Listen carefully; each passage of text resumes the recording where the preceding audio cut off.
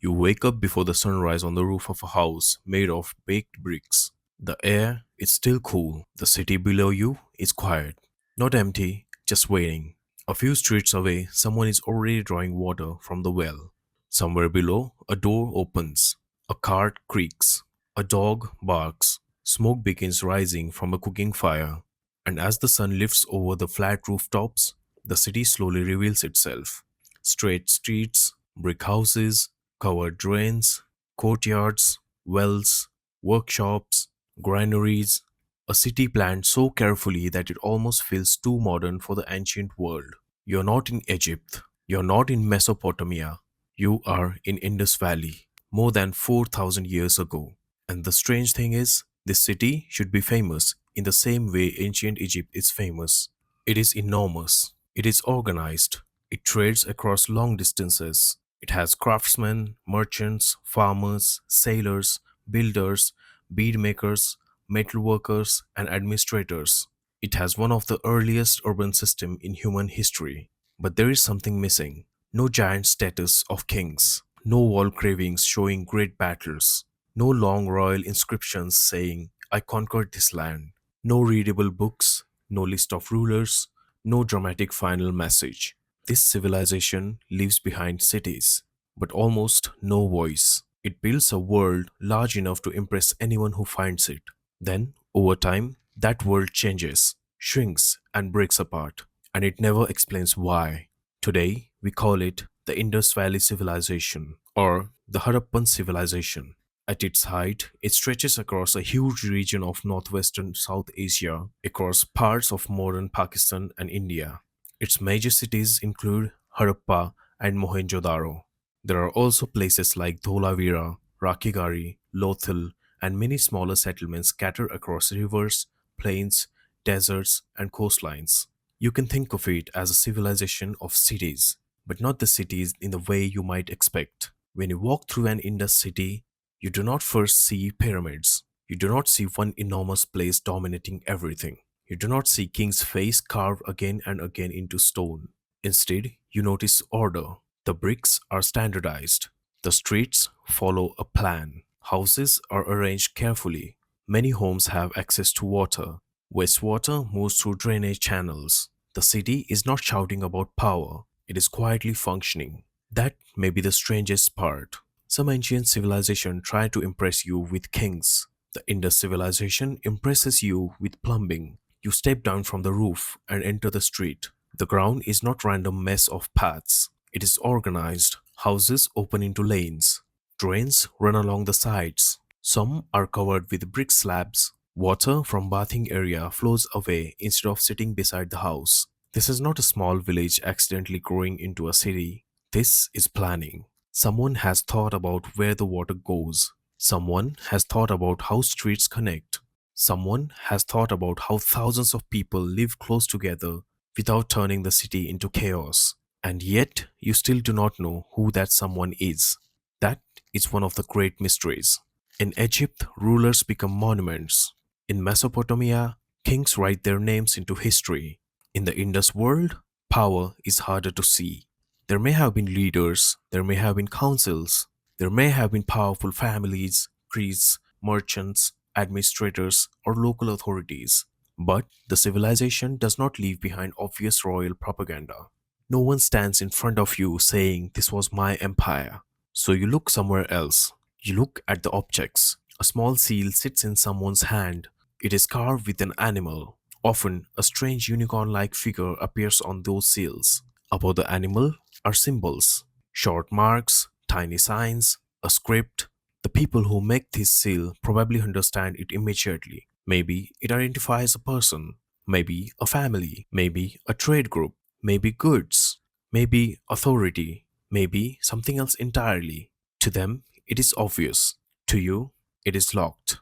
Thousands of years later, people will find these signs again and again on seals, on pottery, on tables, on small objects, but the messages are usually short. There is no long surviving text explaining the language, no bilingual inscription like a Rosetta Stone, no ancient dictionary, no king proudly writing enough paragraphs for modern scholars to decode. So, the civilization speaks in symbols. and you can see the mouth moving, but you cannot hear the words. That is why this disappearance feels so strange. It is not just that the cities decline, it is that the people who live there do not get to explain themselves. You walk deeper into the city. A craftsman is drilling tiny beads with incredible patience. Another person weighs goods using standardized weights. Someone loads materials for trade: copper, shell, beads, textiles, timber, grain. The Indus world is not isolated, it is connected. Goods move through the river routes, land routes, and sea routes. Some Indus products reach Mesopotamia, where the records mention a distant land called Meluha. This may refer to the Indus region. So, this civilization is not some forgotten corner of the world. It is part of a Bronze Age network.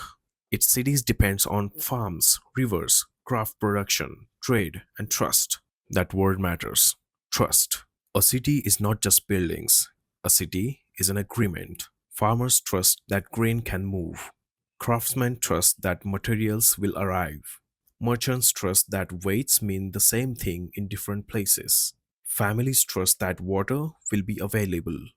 Builders trust that the system will keep being maintained. A civilization in thousands of small expectations held together over time. And that is what makes the Indus mystery so unsettling. Because when it begins to change, it does not look like a single disaster. It looks like expectations slowly failing. At first, the city still stands. The bricks are still there. The wells are still there. The streets are still there. The seals still exist.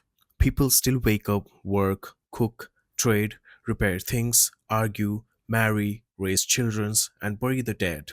There is no one day when the whole civilization disappears. No single morning when every city is abandoned at once.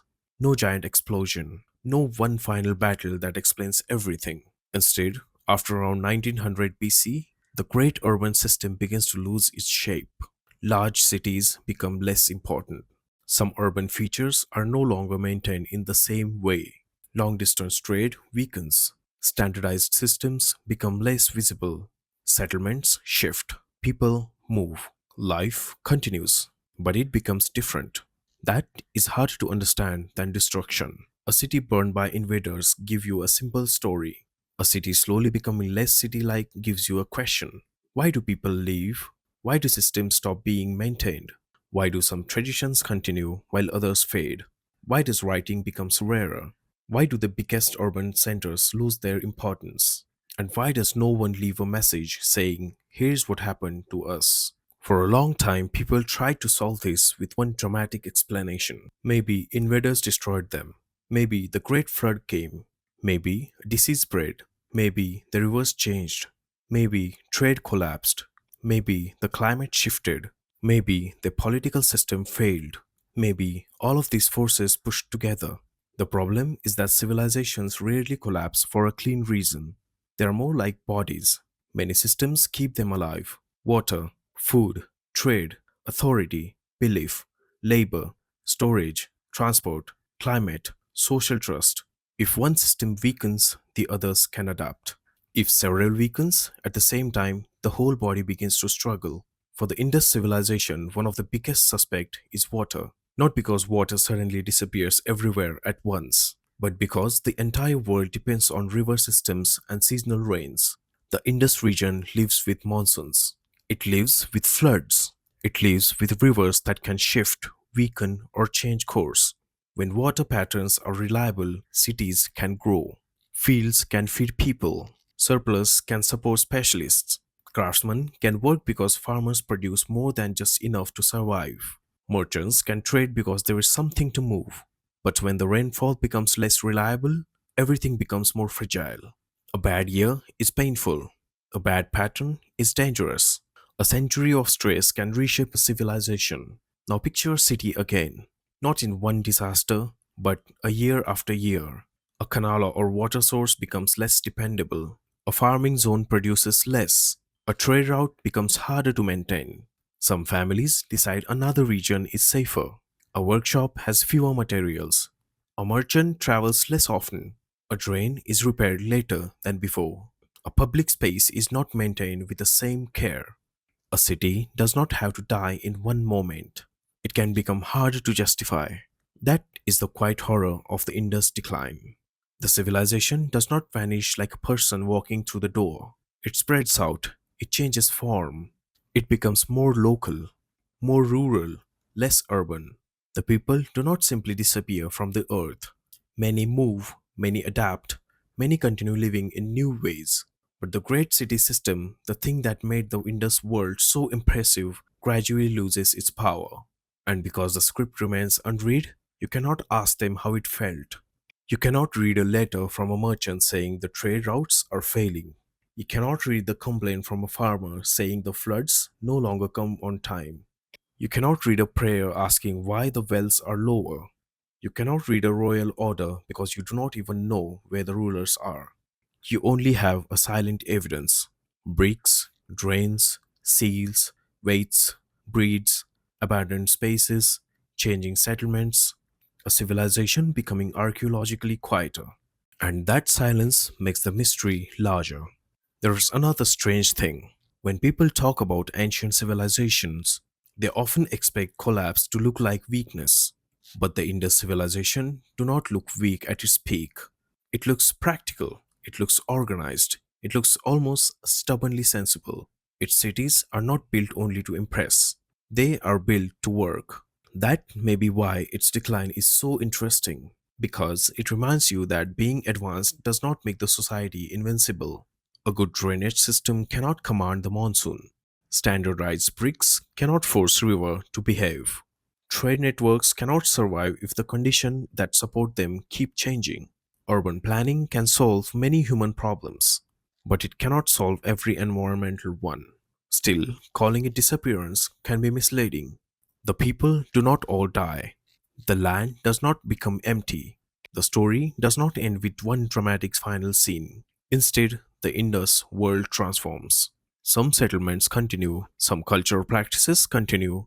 People move into smaller communities, different regional cultures appear. The cities lose their old dominance. The civilization becomes harder to recognize as the same thing. That is why it feels like it disappears. Because what disappears is not every person, it's a pattern, a shared urban pattern, a city rhythm, a writing system, the standardized identity, the feeling that all these distant places are part of one connected world. You can stand in the ruins of Mohenjo-daro today and feel this. The streets are still visible, the bricks still line up, the drains still show where water once moved. Everything says people lived here with intelligence and order, but the people themselves remain just out of reach. You can see their system better than you can see their thoughts. You know they cared about water. You know they made beautiful things. You know they traded. You know they planned. You know they measured. You know they marked objects with signs. But you do not know what they called themselves. You do not know what languages they spoke. You do not know the names of their rulers, if rulers existed in the way you expect. You do not know what stories they told children at night. You do not know what they feared when the rains changed. You do not know whether they thought their world was ending. Maybe they did not. That may be the most human possibility. Maybe no one wakes up and says our civilization is collapsing. Maybe they say this harvest is worse. This trade journey is not worth it. This well is unreliable. My cousin moved east. The old district is not what it used to be. The seal maker has fewer customers. The city feels smaller. Collapse may not feel like history while it is happening. It may feel like inconvenience, then stress, then adaptation, then memory. By the time future generations look back, the old system is already gone, and nobody remembers the exact moment it crossed the line. This is what makes the Indus civilization so haunting. It is not a vanished people, it is a vanished arrangements of life, a way of building cities, a way of connecting regions, a way of organizing water, trade, craft, and identity. For centuries, it works. Then the world around it changes, and the system slowly stops being itself. You leave the roof where the morning began. The city is louder now. People are moving through the streets. Water is being carried. Goods are being weighed. A seal is pressed into clay. A drain carries water away from a house. Children run past brick walls that have already stood for generations. Nothing about this moment feels like an ending. That is the point. The people living inside the civilization rarely knows which ordinary day will become part of its decline. To them, the city is not a mystery, it is home. The symbols are not indeciphered, they are readable. The streets are not ruins, they are directions. The bricks are not artifacts, they are walls. And somewhere, someone is probably complaining about the broken drain, not realizing that thousands of years later, that drain may be one of the clearest things left behind. The Indus civilization does not explain why it changed. It leaves no final confession, no last king, no farewell inscription, no message saying, "This is why our city is emptied." Instead, it leaves a quieter warning. Civilization can be intelligent, organized, connected, and ancient, and it still depends on a system it does not fully control. Rain, rivers, trade, trust, time. And when those systems shift slowly enough, collapse may not look like collapse. It may look like people making practical choices, leaving one place, trying another, repairing less, trading less, writing less, building smaller, surviving differently. And then one day, the great cities are no longer the center of the world. The people are still somewhere, but the civilization has disappeared without explaining why.